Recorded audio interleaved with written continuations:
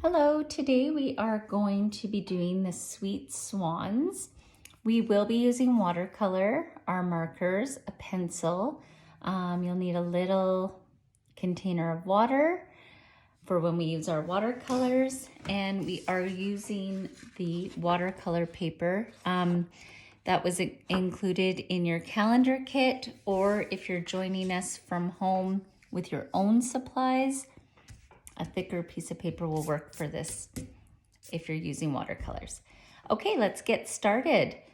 The first thing that we want to do is we're going to have two swans and they're going to have their heads touching. And so you want to start near the top of your page and in the middle. So I'm going to do almost like the shape of a 2. And then I'm doing it the same way on the other side, and then it becomes to look like a heart. This one's a little bit bigger, that's okay. It will not affect the drawing. And then what you're going to do is you're going to create the head of your swan into the neck. And same over here.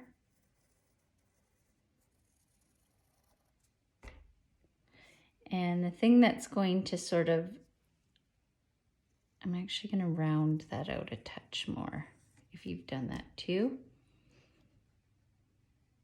I don't usually tell you to erase, but I am going to round that out a bit. And then we're going to make their beaks, and their beaks are going to be touching.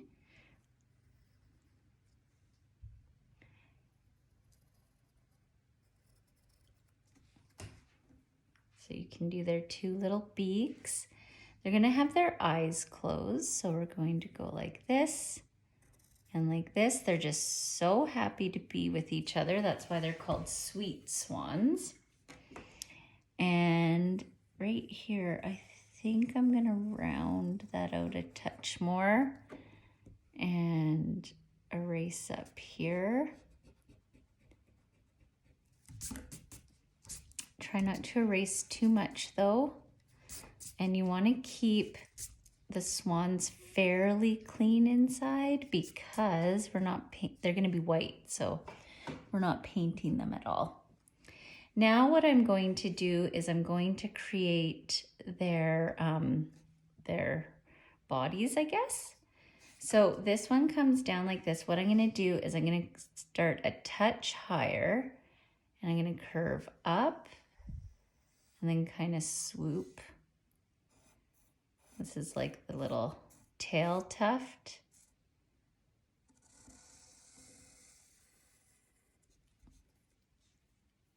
And then I'm going to do the same here. I'm going to round it and come around and come up and do little tail tuft. And then you can even just erase like that. If it doesn't quite match up. Oops, if it doesn't quite match up. And then I'm actually going to round this as well and erase right here. I want it to come up just a touch higher.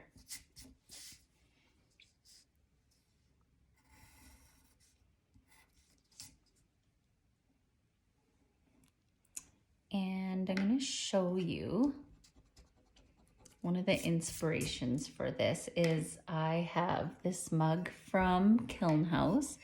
Has 2 swans on it touching noses, not their heads, but touching. And I want to show you the wing detail because it almost looks like a flower to me. And I just love Kiln House's pottery. So we're going to do like a flower wing on here. So what we're going to do is we're just going to come up like this, like petals. And like I said before, I don't usually get you to erase. I always in my classes say don't be so hard on yourself. You don't need to erase. But in this one, we actually need to because we're keeping the swans white, and we can't have these in-between marks. So we're gonna erase all of these little in-between marks so the wings are on the outside. Same with here. So it gives the illusion that the wings cover the body. Do that over here. And this little mark here, and this little mark here. And then we're gonna outline with marker so we can get some of those marks a little bit better. Okay, so I also wanted to have it so that the swans were kind of like in a marsh. So we're gonna curve a line up here and just put an oval on the end and do another longer one with an oval. So it looks like cattails. And it also provides a cute little frame for them. We'll put a little heart here, just like my sweet little mug. And we need to put a little line in the beak. And then what we're gonna do is we're gonna put a few little flowers down below, but I think we're just gonna do that with our markers. So the next step is to outline all of your pencil mark with marker. Remember that your wings should not have a line in them. So we'll outline here and here and here, and then we'll go like this. And we'll bring it all the way around.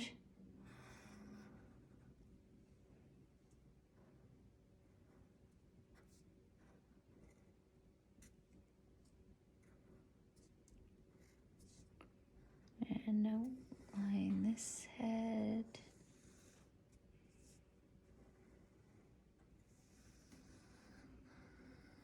And I'm going to stop at the wings so that I can outline my wings and make sure that I'm leaving them white inside.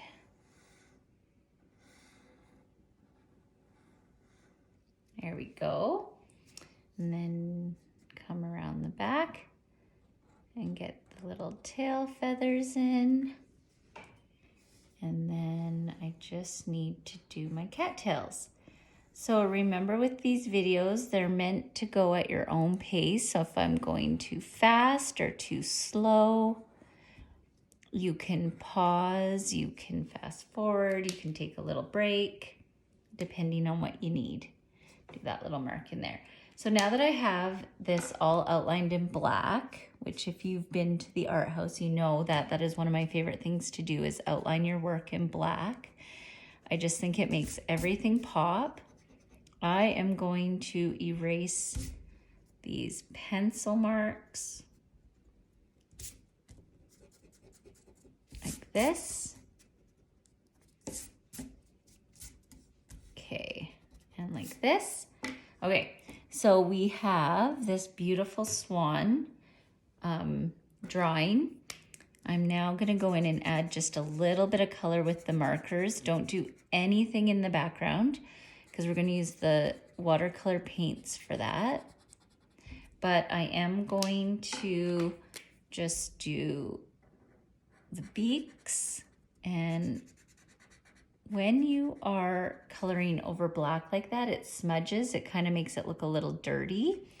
And I really like that look, to be honest. I really like how that looks because it reminds me of a real painting, like an oil painting. I guess not a real painting. These are all real paintings, but like an oil painting. And I like the character it gives it. So don't worry if that happens, it's meant to. Now for those flowers that are kind of floating where the swans are swimming, I'm just gonna do like an oval and then 2 ovals on each side to create a flower. I'm just gonna do that kind of randomly all over the bottom here. Kind of reminds me of those little Monet flowers. Monet's a famous artist, and he has a famous painting with water lilies. I'm gonna go like this.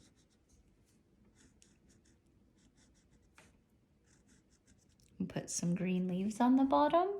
So that just adds a little bit of detail.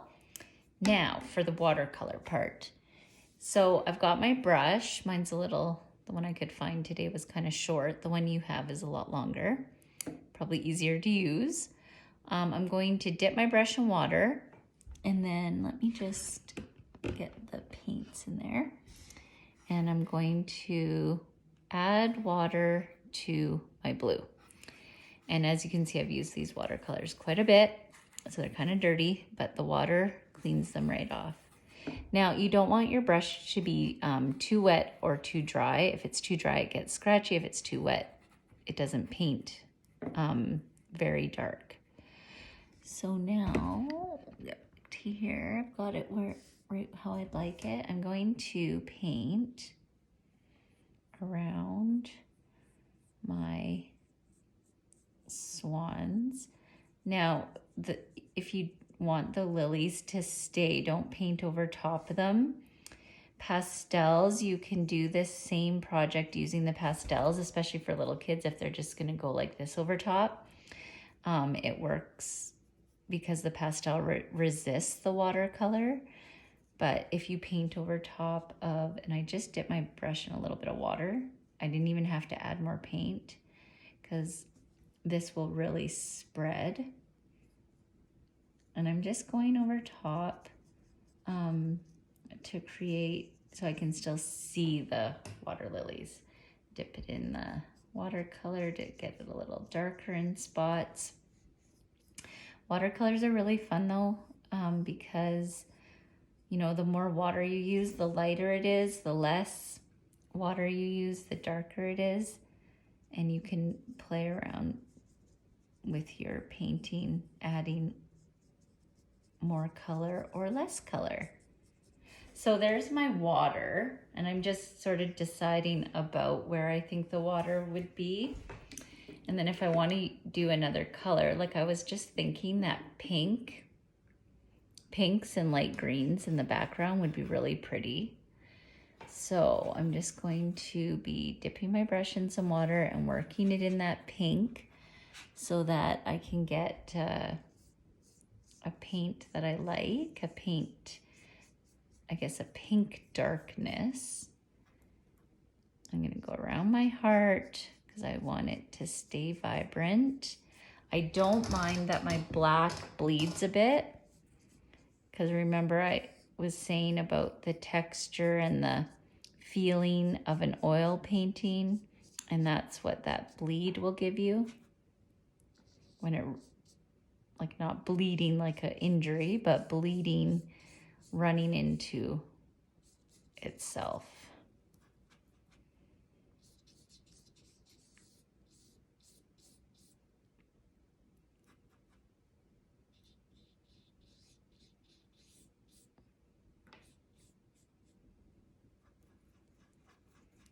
And you can just play around with how much water, how much paint you want. But I like how as we get closer to being finished painting this, the white really pops, and that's what I wanted. I wanted the swans to really stand out. Now this is one that you do have to be a little bit more careful with because, like I said, the marker won't resist. And so if you're wanting to stay within the certain sections, you have to be careful not to have too much paint on your brush. Oh, I love that though. That looks so pretty. And I just love swans. We were in Boston when I was pregnant with my daughter, and I really wanted to ride the swan boats. But we ended up running out of time. So that's still something that I really want to do because I just think those swan boats are so cool looking and would be really fun to ride. Okay, now we'll go around here.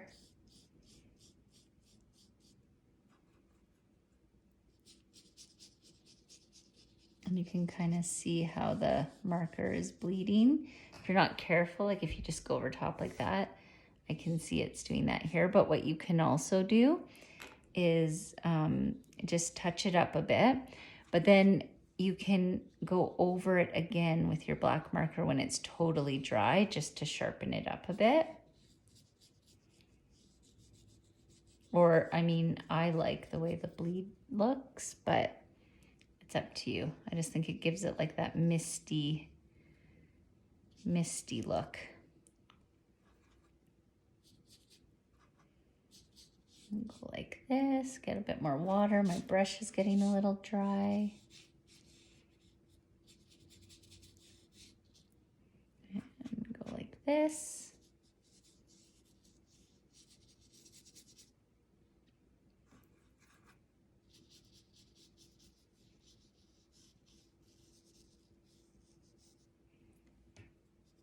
Okay, so there it is, the Sweet Swans with a little bit of watercolor. Now, when this is totally dry, you might want to go over with your black marker and just sharpen it up.